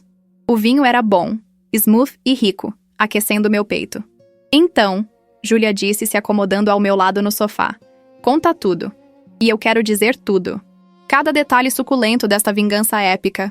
Então eu contei. Contei sobre descobrir as mensagens, sobre seguir Rafael, sobre ver ele com Letícia. Contei sobre os códigos na minha tese, sobre o plano de Dr. Veríssimo, sobre assistir à defesa de Rafael sabendo que ele estava prestes a ser exposto. Contei sobre o confronto no auditório, sobre a confissão dele, sobre servir os papéis de divórcio. Júlia me ouviu com olhos arregalados, ocasionalmente interrompendo com exclamações como "não", ou "aquele filho da puta", ou "você é minha heroína." "E agora?" ela perguntou quando terminei. "O que acontece agora?" "Agora?" eu disse, tomando outro gole de vinho. "Eu defendo minha própria tese, adequadamente desta vez, com meu nome nela. E depois... eu não sei. Reconstruo minha vida, eu acho. Encontro um pós-doc em algum lugar, continuo minha pesquisa. Tento lembrar quem eu era antes de Rafael se tornar o centro do meu mundo." "Você era incrível," Júlia disse firmemente. "E você ainda é. Ele não tirou isso de você." "Não," eu concordei. "Ele não tirou, mas ele quase tirou. E isso me assusta, Júlia. Quanto tempo mais ele teria conseguido? Se Dr. Veríssimo não tivesse notado os códigos, se eu não tivesse sido tão cuidadosa em proteger meu trabalho, Rafael teria conseguido. Ele teria se tornado Dr. Rafael Cardoso, e eu teria ficado com nada." "Mas ele não conseguiu," Júlia me lembrou. "Você o parou. Você foi mais esperta que ele." "Eu fui. Mas não deveria ter que ser. Eu deveria ter podido confiar no meu marido. Deveria ter podido compartilhar meu trabalho com ele sem medo de que ele fosse roubá-lo." "Você tem razão," Júlia disse suavemente. "Não deveria ter que ser assim. Mas é. O mundo está cheio de pessoas sem escrúpulos que vão tirar vantagem de sua bondade, sua confiança, seu amor. E tudo o que você pode fazer é aprender com isso. Se proteger melhor no futuro. E nunca, nunca deixar que isso faça você perder sua capacidade de confiar completamente." "Como eu vou confiar em alguém de novo depois disso?" eu perguntei, e minha voz saiu pequena, perdida. "Você vai," Júlia disse, pegando minha mão. "Não hoje, não amanhã. Talvez não por um longo tempo. Mas eventualmente você vai conhecer alguém que vai provar para você que nem todo mundo é como Rafael. Alguém que vai celebrar seus sucessos em vez de invejá-los. Alguém que vai te apoiar em vez de te explorar. Você acha? Eu sei. Porque você merece isso, Marina. Você merece ser amada por quem você realmente é, não por como você pode beneficiar alguém." Nós ficamos em silêncio por um tempo, bebendo vinho, comendo salgadinhos. A TV estava ligada em volume baixo. Algum programa de culinária que nenhuma de nós estava realmente assistindo. Eventualmente, Júlia olhou para o relógio e fez uma careta. Merda, já são quase 22 horas. Eu tenho uma reunião às 8 amanhã. Você vai ficar bem sozinha esta noite? Vou ficar, eu disse. E surpreendentemente, era verdade. Obrigada por vir. Por estar aqui. Por ser... você. Sempre. Ela me abraçou na porta. E me liga se precisar de qualquer coisa. Qualquer coisa mesmo. Até se for só para chorar ou desabafar ou planejar a destruição contínua da reputação de Rafael. Eu ri. Vou ligar. Prometo. Depois que ela saiu, tranquei a porta e me encostei contra ela por um longo momento. O apartamento estava quieto demais agora. Silencioso de uma maneira que parecia pesar sobre mim. Mas também havia algo libertador nisso. Este silêncio era meu. Este espaço era meu. Ninguém ia invadi-lo. Ninguém ia contaminá-lo com mentiras e traição. Tomei um banho longo e quente, deixando a água lavar o dia de mim. Depois vesti um pijama velho e confortável. Fiz uma xícara de chá de camomila e me sentei na cama com meu laptop. Tinha e-mails. Muitos e-mails. O primeiro era de Dr. Veríssimo, formalizando nosso planejamento para minha defesa de tese oficial. Ele sugeriu uma data daqui a 3 semanas, tempo suficiente para a universidade processar toda a papelada necessária e para eu me preparar psicologicamente. O segundo era do reitor, confirmando nosso encontro amanhã às 10. Havia também mensagens de outros professores do departamento, colegas estudantes de doutorado, até mesmo alguns de meus antigos participantes de pesquisa que tinham ouvido rumores sobre o que aconteceu, todos oferecendo apoio, expressando choque e indignação com as ações de Rafael. E então, lá no fundo da caixa de entrada, havia uma mensagem de Rafael. Meu dedo pairou sobre o botão de deletar. Parte de mim não queria ler. Não queria dar a ele a satisfação de saber que eu tinha aberto sua mensagem. Mas outra parte, a parte curiosa e masoquista, precisava saber o que ele tinha a dizer. Eu cliquei. Marina, eu sei que você provavelmente nem vai ler isso. Eu sei que você provavelmente me odeia mais do que qualquer pessoa que você já conheceu. E você tem todo o direito. O que eu fiz foi imperdoável. Não há desculpa que eu possa oferecer que tornaria isso certo. Mas eu preciso que você saiba que eu nunca quis te machucar. Eu sei que parece ridículo dizer isso agora, depois de tudo, mas é verdade. Quando comecei a copiar sua pesquisa, eu me convenci de que não estava realmente te prejudicando. Você ainda teria feito o trabalho. Você ainda poderia eventualmente publicá-lo. Eu precisava daquele título. Precisava da validação. Precisava provar para mim mesmo e para o mundo que eu era mais do que apenas um terapeuta mediano com uma clínica pequena. Eu sei que isso é egoísmo puro. Eu sei que isso é patético. Mas estou tentando ser honesto agora, mesmo que seja tarde demais para a honestidade importar. Sobre Letícia, isso começou há 2 anos. Você estava tão absorvida na sua pesquisa, tão distante. Eu me senti invisível na nossa própria casa. E Letícia, ela me via. Ela me fazia sentir importante, inteligente, desejado. Foi fácil justificar. Fácil dizer a mim mesmo que você não se importaria, que você nem notaria, porque estava tão focada no seu trabalho. Mas agora percebo que eu fiz você se afastar. Que eu criei o problema que usei para justificar minha traição. Se eu tivesse te apoiado realmente, se eu tivesse celebrado suas conquistas em vez de invejá-las, talvez nós ainda estivéssemos juntos. Talvez eu não tivesse destruído a melhor coisa que já aconteceu na minha vida. Eu não espero perdão. Não mereço. Mas eu queria que você soubesse que eu sinto muito, mais do que palavras podem expressar, e que eu vou viver com este arrependimento pelo resto da minha vida. Rafael, eu fechei o laptop com mais força do que era necessário. Minhas mãos estavam tremendo, raiva fervendo na minha barriga como ácido. Ele queria que eu sentisse pena dele. Queria que eu entendesse sua perspectiva, sua dor, suas justificativas patéticas. Como se eu não tivesse percebido que ele estava se sentindo inseguro. Como se eu não tivesse tentado incluí-lo, compartilhar minha empolgação sobre a pesquisa com ele, fazer ele se sentir parte disso tudo. Mas ele não tinha querido ser parte disso. Ele tinha querido possuir isso. Havia uma diferença. Eu peguei meu celular e digitei uma resposta rápida. Rafael, você está certo em uma coisa. Você não merece perdão. E você não vai recebê-lo. Não de mim. Não agora. Provavelmente não nunca. Você diz que não queria me machucar, mas suas ações dizem o contrário. Você sistematicamente planejou e executou o roubo do meu trabalho. Isso não foi um erro de julgamento momentâneo, Foi uma traição prolongada, calculada. E sobre me culpar por você procurar Letícia? Não se atreva. Se você estava infeliz no nosso casamento, você deveria ter falado comigo.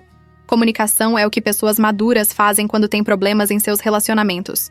Elas não pulam para a cama com outra pessoa e depois culpam seus parceiros por isso. Não me contate novamente. Qualquer comunicação futura deve ser através dos nossos advogados. Marina. Apertei enviar antes que pudesse me arrepender, antes que pudesse suavizar minhas palavras ou ceder à tentação de ser gentil. Eu não devia a Rafael gentileza. Não devia a ele nada. Deitei na cama e apaguei as luzes. Mas o sono não veio facilmente. Minha mente estava girando, repassando os eventos do dia, imaginando como seria a reunião com o reitor amanhã, pensando em todos os modos que minha vida tinha mudado irrevogavelmente nas últimas horas. Eventualmente, em algum momento perto das 3 da manhã, finalmente cai em um sono agitado cheio de sonhos fragmentados. Acordei com meu alarme às 8, me senti como se tivesse sido atropelada por um caminhão. Meus olhos estavam inchados de tanto chorar, minha cabeça latejava de uma combinação de vinho e estresse, e cada músculo do meu corpo parecia doer, mas eu me arrastei para fora da cama de qualquer jeito. Tomei 2 ibuprofenos, fiz um café forte e entrei no chuveiro. A água quente ajudou um pouco. E quando saí, me sentia marginalmente mais humana. Escolhi minha roupa cuidadosamente. Um terno cinza conservador, blusa branca, saltos discretos. Queria parecer profissional, composta, como alguém que merecia ser levada a sério. Não como uma esposa traída e destruída, mesmo que fosse exatamente isso que eu era. Cheguei ao campus às 9h45. O escritório do reitor ficava no prédio da administração, um edifício imponente de pedra que sempre me intimidara um pouco. Anunciei-me com a secretária, que me cumprimentou calorosamente e me disse que o Dr. Fonseca me veria em breve. Sentei na sala de espera, folheando uma revista sem realmente ver as palavras. Meu estômago estava embrulhado em nós, e eu me perguntei se deveria ter tentado comer alguma coisa no café da manhã, além de apenas café. Senhorita Cardoso? A secretária sorriu para mim. Dr. Fonseca vai recebê-la agora. Eu me levantei, alisando minha saia, e entrei no escritório do reitor. Era uma sala impressionante, com estantes de livros do chão ao teto, janelas altas que deixavam entrar luz abundante e móveis de madeira escura que gritavam autoridade acadêmica. Dr. Alberto Fonseca se levantou de trás de sua mesa enorme quando entrei. Um homem na casa dos 60 com cabelos grisalhos penteados para trás e olhos gentis atrás de óculos sem aro. Senhorita Cardoso. Ele estendeu a mão e eu a apertei. Obrigado por vir com tão pouco aviso. Por favor, sente-se. Eu me sentei em uma das cadeiras de couro na frente de sua mesa. Ele voltou para sua própria cadeira, juntou as mãos sobre a mesa e me olhou com uma expressão de preocupação genuína. Antes de mais nada, ele começou. Quero oferecer minhas mais profundas desculpas, tanto pessoalmente quanto em nome da universidade, pelo que você passou. O comportamento do Sr. Cardoso foi absolutamente inaceitável, e o fato de que ele conseguiu progredir tão longe em nosso programa de doutorado com trabalho plagiado é uma falha de nossos sistemas de supervisão. Obrigada, eu disse, minha voz saindo mais estável do que eu esperava. Eu aprecio isso. Quero garantir a você que estamos levando este assunto com a máxima seriedade. O Sr. Cardoso foi formalmente expulso do programa. Além disso, iniciamos uma investigação completa para determinar se há outros casos de má conduta acadêmica em seu histórico. E a professora Letícia Sampaio está sendo investigada também, para determinar o nível de sua cumplicidade. Meu coração acelerou. Letícia está sendo investigada? Sim. Embora não tenhamos evidência direta ainda de que ela sabia sobre o plágio especificamente, o fato de que ela tinha um relacionamento pessoal com o Sr. Cardoso enquanto ele estava no programa levanta sérias questões éticas. Como professora deste departamento, ela tinha a obrigação de reportar qualquer irregularidade que suspeitasse. Se descobrirmos que ela estava ciente do plágio e não reportou, ela enfrentará consequências severas, potencialmente incluindo demissão.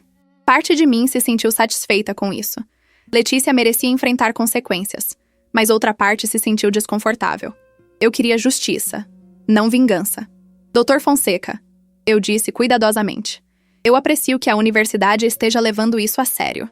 Mas minha preocupação principal não é punir Rafael ou Letícia. É ter meu trabalho reconhecido apropriadamente. É poder defender minha tese sob meu próprio nome e receber o título que trabalhei tão duro para merecer. E você vai ter isso, ele disse firmemente. Dr. Veríssimo já começou a organizar sua defesa oficial. Vamos garantir que seja um evento memorável, com uma banca de professores distinguidos que possam apreciar apropriadamente a qualidade de sua pesquisa. Obrigada, eu disse novamente, e desta vez lágrimas ameaçaram aparecer. Eu pisquei rapidamente para segurá-las. Há também a questão de publicação. Dr. Fonseca continuou. Imagino que você planeje publicar sua pesquisa em journals acadêmicos? Sim, esse sempre foi o plano. Bem, queremos apoiar isso de todas as maneiras possíveis. A universidade tem fundos para apoiar publicações em journals de alto impacto. Podemos ajudar com taxas de publicação, edição profissional, o que você precisar. Sua pesquisa é importante, senhorita Cardoso, e merece ser disseminada amplamente. Eu senti algo aquecer no meu peito. Gratidão, talvez. Ou alívio. Ou apenas a sensação de finalmente ser vista, ser valorizada pelo que eu realmente era. Há mais uma coisa que gostaria de discutir, Dr. Fonseca disse, sua expressão ficando mais séria. A questão de compensação. Eu pisquei. Compensação? Sim. O que o Sr. Cardoso fez a você não foi apenas antiético, foi também prejudicial à sua carreira. Você perdeu tempo, oportunidades potenciais de publicação, a chance de defender sua tese no cronograma apropriado. A universidade gostaria de oferecer alguma forma de compensação financeira por esses danos. Eu não sei o que dizer. Você não precisa decidir agora. Fale com um advogado. Pense sobre isso. Mas queremos que saiba que reconhecemos os danos que foram causados e estamos dispostos a fazer reparações. Nós conversamos por mais meia hora, discutindo detalhes práticos. Quando eu defenderia minha tese, como a publicidade seria gerenciada, que tipo de apoio a universidade poderia oferecer se eu decidisse processuar Rafael civilmente. Quando finalmente saí do escritório do reitor, minha cabeça estava girando. Mas era um tipo diferente de tontura desta vez. Não era mais o choque e horror da traição. Era a sensação esmagadora de que talvez, apenas talvez, as coisas pudessem ficar bem novamente. Eu tinha acabado de sair do prédio da administração quando meu celular tocou. Um número que eu não reconheci. Alô? Marina? Oi, aqui é a doutora Helena Tavares. Nós nos conhecemos em uma conferência em São Paulo há 2 anos. Eu me lembrei dela vagamente. Uma professora de uma universidade diferente, especializada em neurociência do desenvolvimento. Doutora Tavares, claro. Como posso ajudá-la? Bem, eu ouvi sobre o que aconteceu com você e o Sr. Cardoso. A comunidade acadêmica é pequena, sabe? E notícias viajam rápido. Eu queria entrar em contato para dizer que sinto muito que você passou por isso, mas também para dizer que estou impressionada com como você lidou com a situação. Obrigada, eu disse, não completamente certa de onde ela estava indo com isso. Na verdade, estou ligando com uma proposta. Nosso departamento está procurando um pós-doc para trabalhar em um projeto sobre trauma e resiliência em crianças. Quando ouvi sobre sua pesquisa, eu imediatamente pensei em você. Seria uma posição de 2 anos, salário competitivo, e você teria autonomia completa sobre suas próprias linhas de pesquisa. Estaria interessada em considerar? Meu coração começou a bater mais rápido. Uma posição de pós-doc, em uma universidade boa, com autonomia de pesquisa. Sim, definitivamente estaria interessada. Maravilhoso! Que tal marcarmos uma ligação mais longa na próxima semana para discutir detalhes? Você poderia vir nos visitar, conhecer a equipe e ver o laboratório? Sim, absolutamente. Depois que desligamos, eu fiquei parada no meio do campus, olhando para meu celular em choque. Uma oferta de emprego. Uma oportunidade real de continuar minha pesquisa, de reconstruir minha carreira. E isso tinha acontecido porque eu tinha exposto Rafael. Porque eu tinha lutado por meu trabalho. Porque eu não tinha deixado ele me roubar. Meu celular tocou de novo. Desta vez era minha mãe. Querida, acabei de aterrissar. Estou pegando um Uber para o seu apartamento. Você está em casa? Ainda não, mãe, mas estarei lá em 20 minutos. Perfeito. Eu trouxe lasanha. E aquele pão que você ama da padaria perto de casa. E eu não vou aceitar protestos. Você vai comer uma refeição apropriada mesmo que eu tenha que enfiá-la goela abaixo. Eu ri, lágrimas finalmente escorrendo livremente pelo meu rosto agora. Obrigada, mãe. Te amo. Eu também te amo, querida. Agora vai pra casa. Tenho tanto pra falar com você. Dirigi de volta ao meu apartamento em uma espécie de névoa surreal. Nas últimas 24 horas, minha vida inteira tinha sido virada de cabeça para baixo. Meu casamento tinha acabado. Meu trabalho tinha quase sido roubado. Mas também, meu trabalho tinha sido validado. Minha integridade tinha sido reconhecida. E oportunidades estavam começando a aparecer. Era como estar em uma montanha-russa emocional, todos os altos e baixos acontecendo tão rápido que eu mal conseguia processar um antes que o próximo chegasse. Minha mãe estava esperando na porta do prédio quando cheguei, 2 sacolas grandes nas mãos. Ela era uma mulher pequena, mal chegando a 1,60 m, mas tinha uma presença que fazia ela parecer muito maior. Cabelos grisalhos cortados curtos, olhos escuros que não perdiam nada, e uma expressão que sugeria que ela estava pronta para lutar com qualquer um que se atrevesse a machucar sua filha. "Mãe", eu disse, e foi tudo o que consegui dizer antes de começar a chorar de novo. Ela deixou as sacolas caírem, me puxou para seus braços e me segurou enquanto eu desmoronava ali mesmo na calçada. Ela não disse nada, não tentou me confortar com palavras vazias. Apenas me segurou, uma presença sólida e inquebrantável, me deixando saber sem palavras que eu não estava sozinha. Eventualmente, meus soluços diminuíram. Ela me afastou gentilmente, limpou meu rosto com suas mãos e me olhou com uma intensidade feroz. "Aquele menino", ela disse, e sua voz estava cheia de uma fúria contida que eu raramente tinha ouvido dela. "Aquele menino que eu recebi na minha casa, que eu tratei como um filho, que eu alimentei e abriguei e amei porque você o amava. Ele fez isso com você. E eu juro, Marina, se eu vir a cara dele de novo, eu não vou ser responsável por minhas ações." Apesar de tudo, eu ri. "Mãe, você tem 1,60 m. O que você vai fazer, bater nele com sua bolsa?" "Se necessário", ela disse completamente séria. "E essa bolsa é pesada. Eu sempre mantenho uma garrafa de água, um livro e meus óculos de sol nela. Poderia causar dano real." Eu ri mais forte agora, e ela sorriu, satisfeita por ter me feito rir. Agora, ela pegou as sacolas. "Vamos subir. Você vai comer. Você vai me contar tudo. E então vamos planejar os próximos passos. Porque você, minha querida filha, tem um futuro brilhante pela frente, e não vamos deixar aquele idiota arruiná-lo." Subimos para o apartamento. Ela começou a aquecer a lasanha enquanto eu preparava a mesa. E então, por horas, eu contei tudo. Cada detalhe, cada momento doloroso, cada pequena vitória. Ela me ouviu sem interromper, apenas fazendo pequenos sons de encorajamento ou indignação nos momentos apropriados. Quando terminei, ela ficou em silêncio por um longo momento, processando tudo. "Você foi incrivelmente corajosa", ela disse finalmente. "O que você fez, expor ele assim, arriscar tudo para lutar pelo que era seu. Isso requer uma força que a maioria das pessoas não tem. Eu não me sinto corajosa", eu admiti. "Eu me sinto destruída." "Você pode ser ambos", ela disse gentilmente. Coragem não significa não ter medo ou não sentir dor. Significa fazer o que precisa ser feito apesar do medo e da dor. E você fez isso. Comemos a lasanha, que estava deliciosa e reconfortante do jeito que apenas comida caseira pode ser. Conversamos sobre coisas banais por um tempo, apenas para dar uma pausa à intensidade emocional. Ela me contou sobre meu pai, sobre meus irmãos, sobre a prima que estava grávida de gêmeos. "Você sabe", ela disse eventualmente, empurrando seu prato vazio para o lado. "Quando você me ligou há semanas atrás dizendo que tinha alugado este apartamento, que estava se preparando para deixar Rafael, eu fiquei preocupada. Não porque eu achava que você estava fazendo a escolha errada, mas porque eu sabia o quanto ia doer. Divórcio sempre dói, mesmo quando é absolutamente necessário." "Dói", eu concordei. "Mais do que eu esperava, porque não é apenas perder Rafael. É perder a versão dele que eu pensei que conhecia. É perder os sonhos que eu tinha para nosso futuro. É perder 7 anos da minha vida que eu pensei que significavam algo. Eles significaram algo", minha mãe disse firmemente. "Significaram que você aprendeu o que você precisa em um parceiro. Significaram que você descobriu sua força. Significaram que você cresceu e mudou e se tornou a mulher que está sentada aqui agora.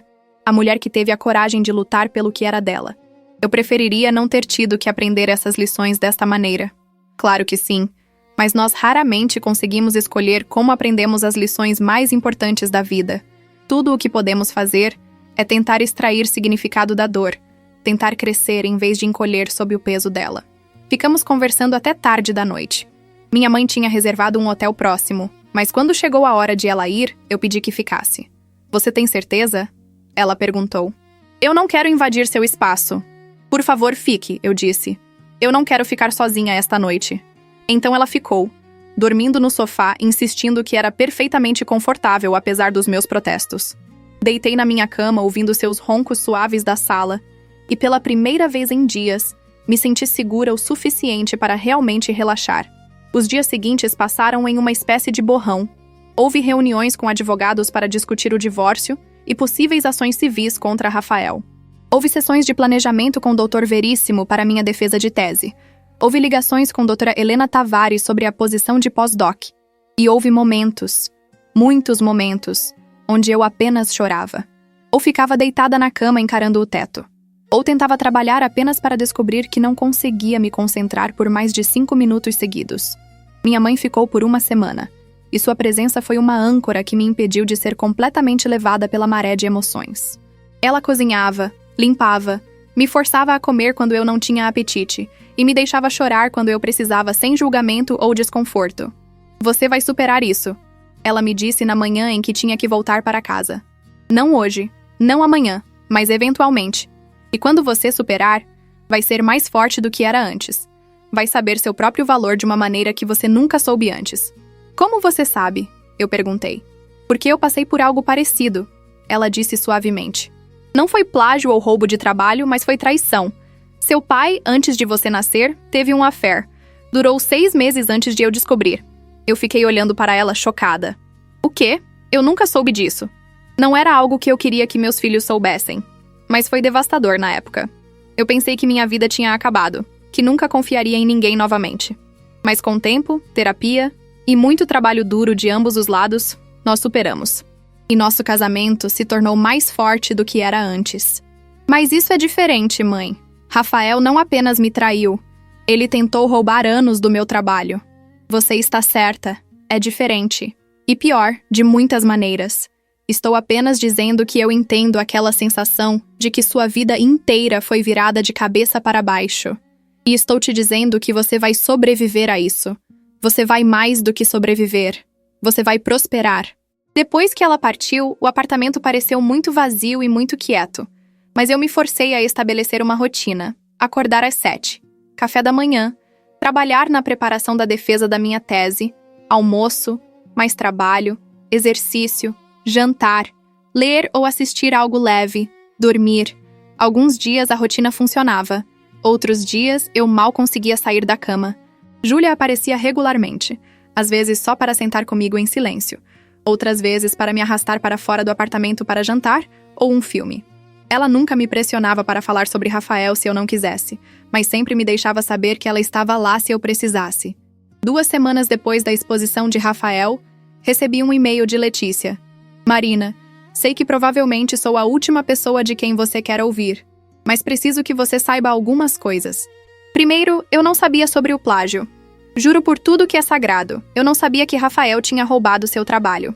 Eu sabia que ele estava no programa de doutorado, sabia que estava trabalhando em uma tese sobre trauma infantil, mas pensei que era pesquisa dele. Ele me disse que vocês dois trabalhavam em áreas similares, mas separadas. Eu sei que isso não muda nada. Eu ainda tive um affair com seu marido. Eu ainda quebrei um casamento. E por isso, eu sinto muito profundamente. A universidade decidiu não me demitir, mas estou sendo colocada em licença administrativa por 6 meses enquanto passo por revisão ética. Minha reputação no departamento está destruída. Colegas que costumavam me respeitar agora mal olham para mim. E Rafael terminou comigo. 2 dias depois de ser expulso do programa, ele disse que não podia mais me ver, que eu era um lembrete de seus erros. Então eu perdi meu trabalho, minha reputação e o homem por quem eu arrisquei tudo. Irônico, não é? Não estou te contando isso para que você sinta pena de mim. Eu mereço cada consequência que estou enfrentando. Estou te contando porque quero que você saiba que há justiça neste mundo.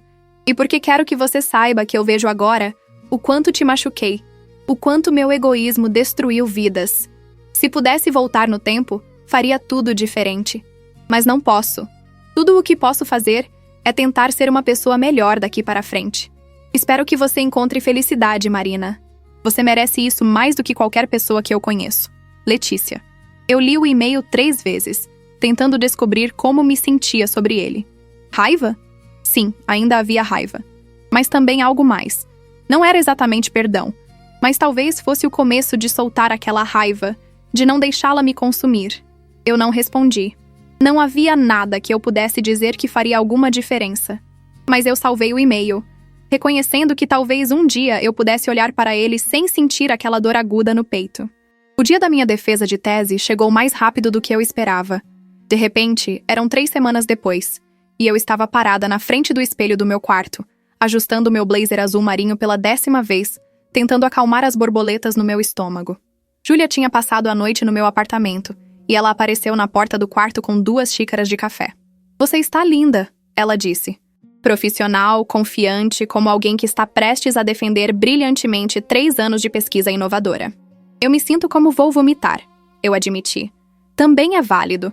Aqui, bebe isso." Ela me entregou uma das xícaras. "E lembra, você já respondeu todas essas perguntas antes. Você conhece este trabalho melhor do que qualquer pessoa viva. A banca não está lá para te pegar. Eles estão lá para validar seu trabalho." Ela tinha razão, é claro. Mas ainda assim, enquanto dirigíamos até o campus, meu coração estava batendo tão forte que eu tinha certeza de que ela podia ouvi-lo. O auditório estava mais cheio desta vez. Dr. Veríssimo tinha convidado não apenas os membros da banca, mas também outros professores do departamento, estudantes de doutorado, até mesmo alguns de meus participantes de pesquisa que tinham pedido para assistir. Minha mãe estava na primeira fileira, tendo voado de volta especificamente para este dia. Ao lado dela estava meu pai, meus 2 irmãos e minha prima. Uma delegação de apoio familiar que me fez sentir simultaneamente grata e emocionada. Dr. Veríssimo abriu a sessão formalmente, apresentando-me e minha pesquisa. Desta vez, eram minhas palavras sendo ditas, meu nome sendo pronunciado. Desta vez, eu estava no palco onde pertencia.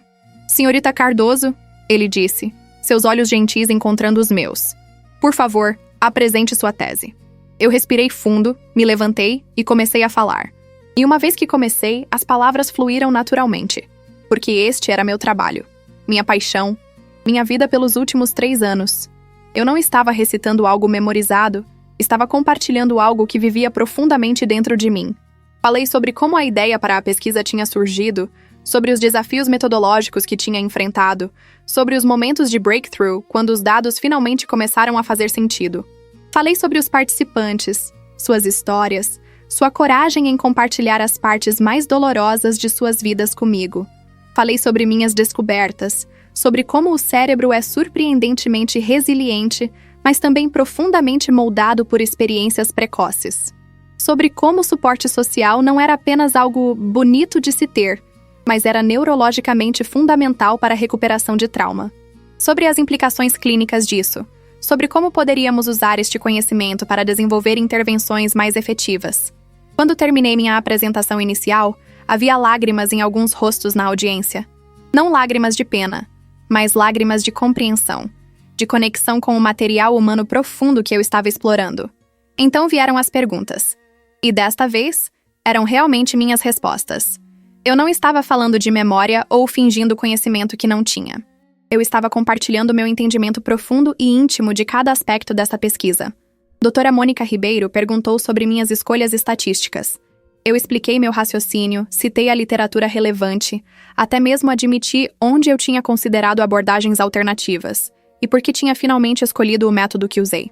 Dr. Carlos Andrade desafiou algumas de minhas interpretações dos dados neurobiológicos. Eu defendi minha posição, mas também reconheci as limitações do meu estudo, as áreas onde mais pesquisa era necessária. Doutora Patrícia Lemos, uma professora de psicologia clínica que eu admirava há anos, perguntou sobre as implicações práticas do meu trabalho. E eu pude falar apaixonadamente sobre como minha pesquisa poderia informar tratamento, sobre como entender os mecanismos neurobiológicos de trauma e recuperação poderia ajudar terapeutas a fazer seu trabalho mais efetivamente.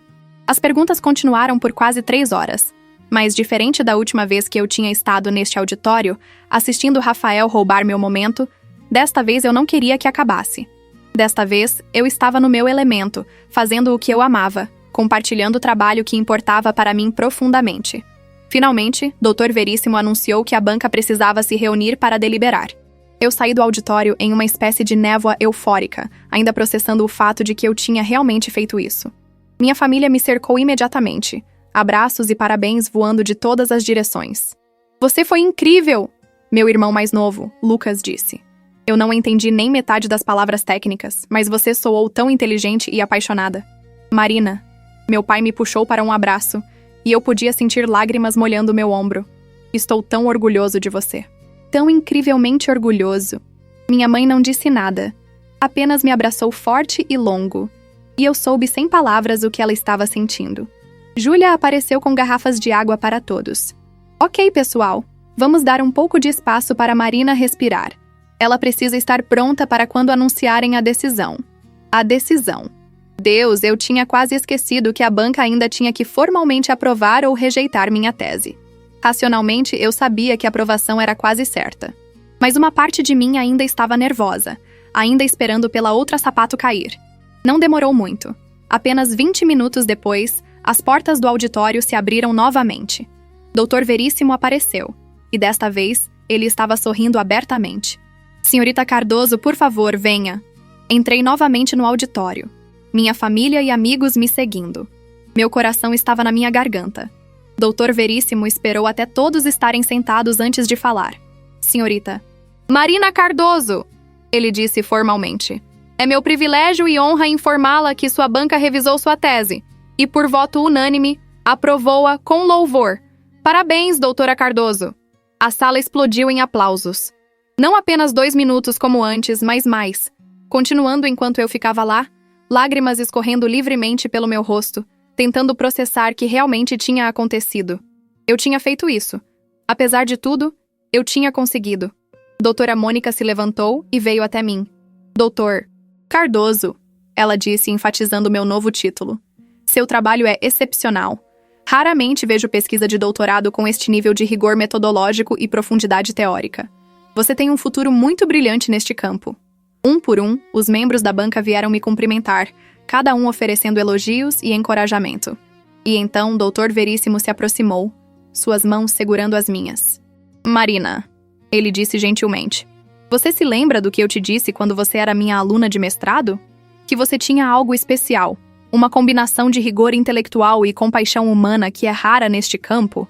Eu assenti, não confiando em minha voz para funcionar. Eu estava certo. E estou tão orgulhoso de ter tido um pequeno papel em sua jornada. Você vai fazer coisas incríveis, minha querida. Eu sei disso. Depois veio a recepção. A universidade tinha organizado um pequeno evento no hall fora do auditório, com aperitivos e champanhe. Pessoas que eu nem conhecia vieram me parabenizar, me dizer que tinham ouvido sobre minha pesquisa e estavam ansiosas para ler minhas publicações. Foi quase opressor. Todo aquele reconhecimento, toda aquela validação. Mas também foi curativo. Cada parabéns, cada aperto de mão, cada expressão de respeito era como um bálsamo nas feridas que Rafael tinha deixado. Eu estava conversando com um professor visitante de uma universidade alemã quando vi uma figura familiar entrar no hall. Meu corpo inteiro ficou tenso. Rafael. Ele parecia terrível. Tinha perdido peso, olheiras profundas sob seus olhos, seu terno amarrotado como se ele tivesse dormido nele. Ele ficou na entrada, seus olhos vasculhando a multidão até encontrarem os meus. Júlia apareceu ao meu lado imediatamente. Quer que eu o expulse daqui? Ela sussurrou. Porque eu posso totalmente fazer uma cena. Não, eu disse, surpresa com quão calma minha voz soava. Está tudo bem. Eu me desculpei do professor alemão e caminhei até Rafael. Ele não se moveu, apenas ficou lá parado enquanto eu me aproximava. Marina, ele disse quando cheguei perto o suficiente, sua voz rouca. Eu não devia estar aqui. Eu sei disso. Mas eu precisava ver. Precisava ver você ter seu momento. Por quê? Eu perguntei, genuinamente curiosa. Porque eu roubei o primeiro de você. E eu queria... Eu nem sei. Queria estar aqui quando você conseguisse o que sempre mereceu. Queria testemunhar a pessoa incrível que você é. A pessoa que eu quase destruí? Ele passou uma mão pelo cabelo. Um gesto nervoso que eu reconheci de anos de casamento. Eu estraguei tudo, Marina. Minha carreira, meu casamento, minha integridade. Perdi tudo o que importava. E sabe o que é pior? Eu mereço. Mereço cada consequência, cada porta fechada na minha cara, cada olhar de desprezo. Você merece, eu concordei. E não havia raiva na minha voz agora. Apenas cansaço. Mas eu não vim até aqui para fazer você se sentir pior, Rafael. Vim porque preciso que você entenda algo. Ele me olhou, esperando. Você não me destruiu. Você tentou, mas falhou. Porque eu sou mais forte do que você pensou. Meu trabalho é mais valioso do que você estimou. E eu tenho pessoas na minha vida que realmente me apoiam, realmente me amam.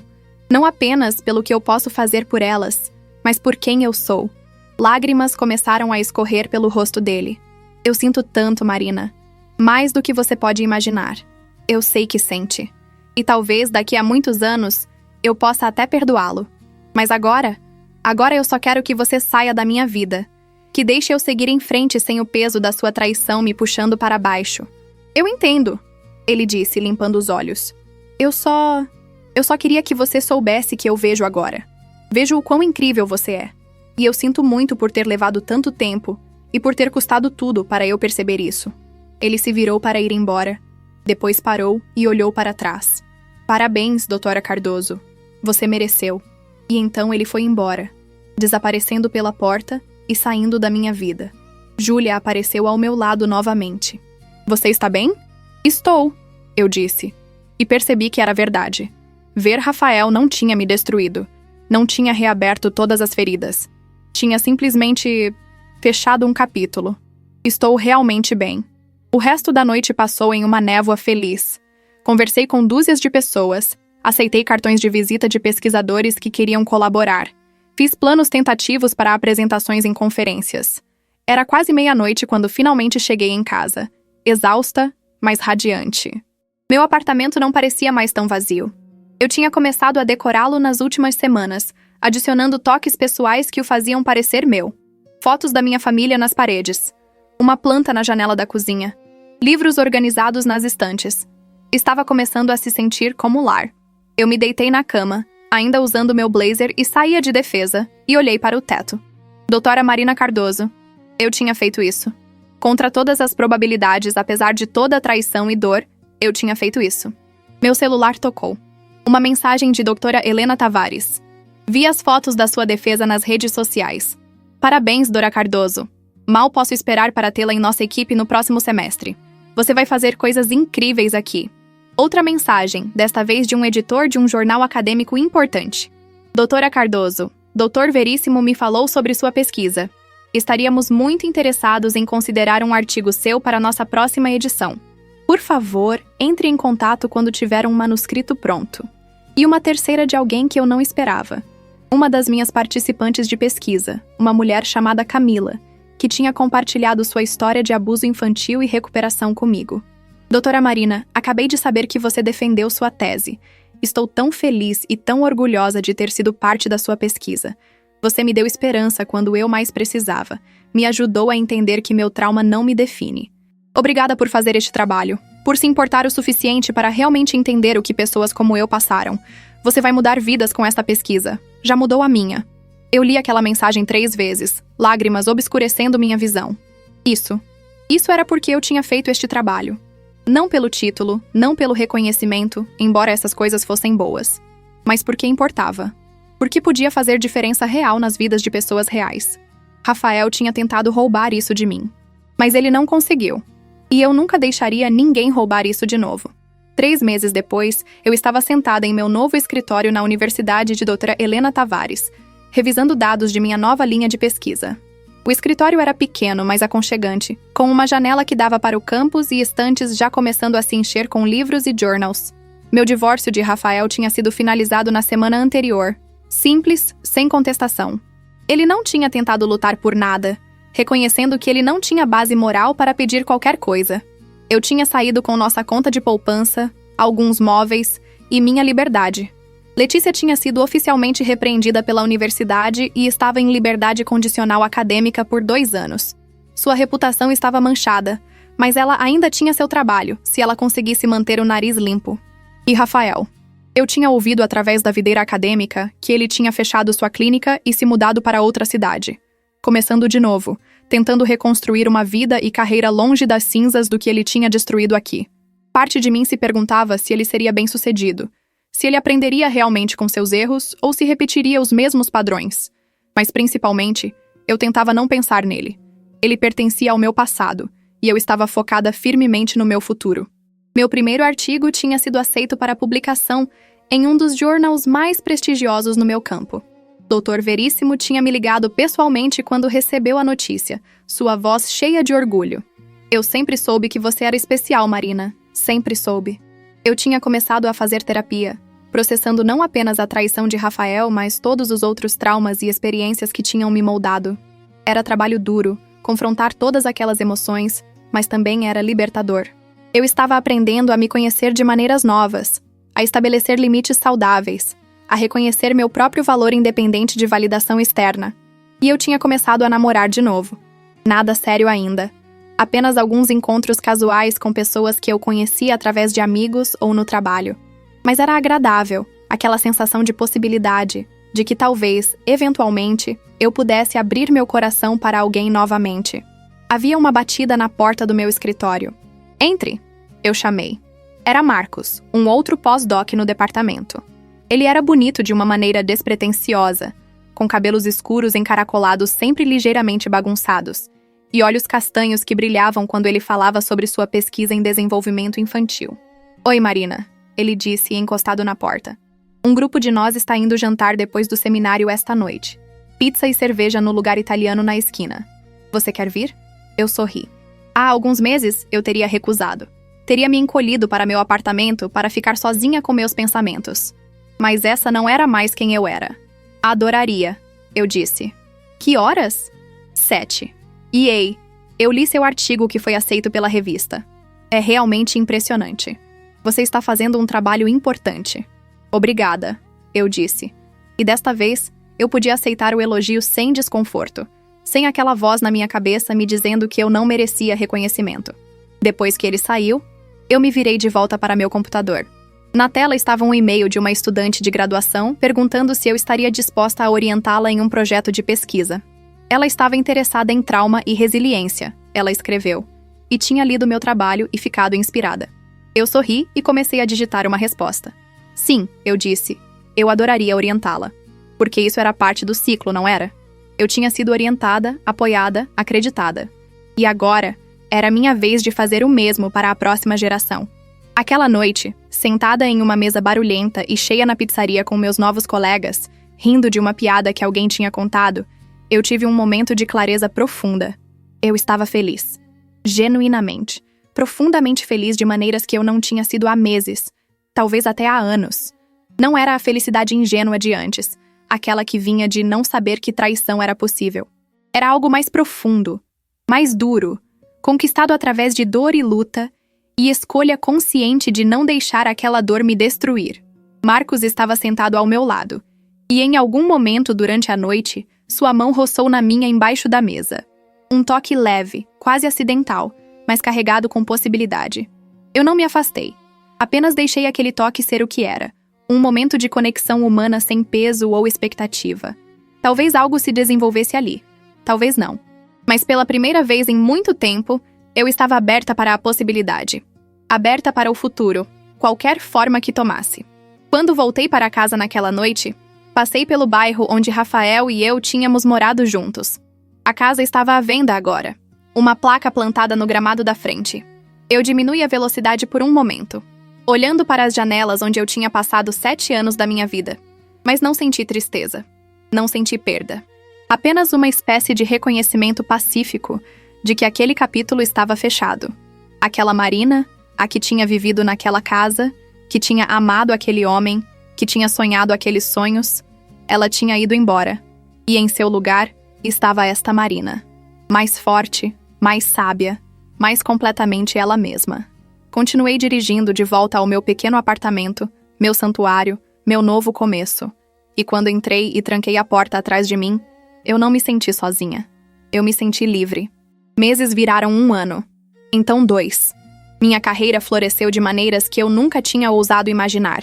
Publiquei vários artigos em journals de alto impacto. Apresentei em conferências internacionais. Recebi uma bolsa prestigiosa que me permitiu expandir minha pesquisa em direções novas e emocionantes. E Marcos? Marcos se tornou mais do que apenas um colega ou um interesse romântico casual. Ele se tornou meu parceiro no sentido mais verdadeiro da palavra. Alguém que celebrava meu sucesso sem inveja, que me apoiava através dos desafios sem me diminuir, que me via em toda a minha complexidade e me amava não apesar dela, mas por causa dela. Não foi perfeito. Relacionamentos nunca são. Mas foi real, construído sobre honestidade e respeito mútuo e uma valorização genuína um do outro como seres humanos completos. Um dia, quase 2 anos depois da minha defesa, eu estava dando uma palestra em uma conferência quando vi um rosto familiar na audiência. Rafael. Ele estava sentado lá no fundo, ouvindo enquanto eu apresentava minha pesquisa mais recente. Meu coração pulou por um momento, aquele flash automático de ansiedade. Mas então eu respirei fundo e continuei falando. Ele não tinha mais poder sobre mim. Ele era apenas outra pessoa na audiência, nada mais. Depois da palestra, ele se aproximou hesitantemente. Marina, ele disse, você foi incrível.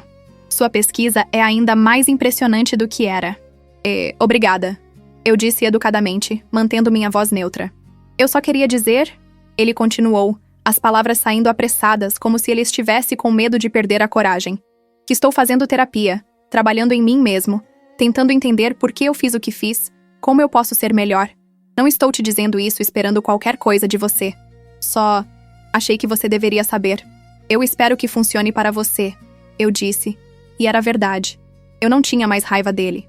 Apenas um tipo de pena distante por quem ele era e o que ele tinha perdido. E você? Ele perguntou. Você parece feliz. Eu sou, eu disse simplesmente. Muito feliz. Marcos apareceu ao meu lado então, sua mão encontrando naturalmente a minha. Marina, pronta para o jantar? O grupo está se reunindo. Sim, eu disse sorrindo para ele. Então para Rafael. Foi bom te ver. Cuide-se. E então eu me virei e caminhei embora, de mãos dadas com Marcos, rumo a um futuro que era brilhante e promissor, e inteiramente meu.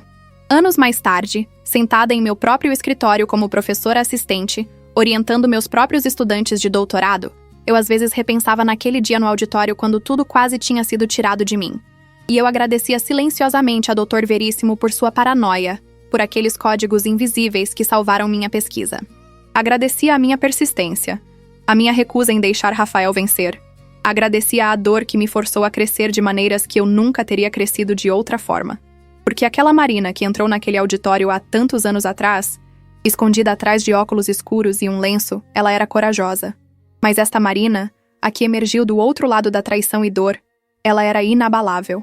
E quando meus estudantes vinham até mim com suas próprias histórias de adversidade, suas próprias lutas, eu podia olhá-los nos olhos e dizer com autoridade completa: você vai sobreviver a isso. Você vai mais do que sobreviver. Você vai usar isso para se tornar mais forte, mais sábio, mais completamente você mesmo. Porque eu sabia. Eu tinha vivido. E eu tinha as cicatrizes e o título de PhD para provar.